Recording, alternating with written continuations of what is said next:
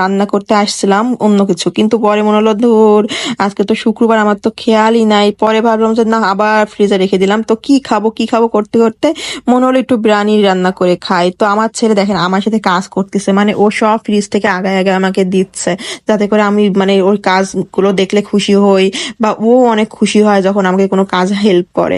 তো আমি এটা আলুটা একটু ভেজে নিয়ে, এখানে আমি আলুতে একটু জাফরান মিশাইছি যাতে করে কালারটা সুন্দর আসে। এই পেঁয়াজ ভাজার তেলই এটা ভেজে, একঘেয়েমি রান্না বান্নার মাঝে হঠাৎ আমার ইচ্ছা হলো একটু বিরিয়ানি খাবো। তো দুপুরবেলায় করে ফেললাম, কারণ শুক্রবার দুপুরবেলা বিরিয়ানি খাওয়ার মজাই আলাদা। আর এইসব আসলে শুক্রবারই ভালো লাগে আমার কাছে মনে হয়। আর এখন আর এগুলো রান্না করা আমার একদমই কমে গেছে, কারণ সবাই মিলে না খেলে আসলে খুব ভালো লাগে না। তো আমার এই জন্যই কমে গেছে রান্না করাটা, কারণ এক এক সময় এক একজনের এক এক মত থাকে। তো এই ভেবে ভেবে ওই তরকারি রান্না করা হয়ে যায়, ওই শুধু মাংসই রান্না করা হয়ে যায়। তো আজকে আমি বললাম যে আজকে আমরা বিরিয়ানি রান্না করব। তো আমার ছেলে তো শুনে ভীষণ খুশি, কারণ ও তো বোঝেই না বিরিয়ানি কি, কিন্তু ও শুনেই মানে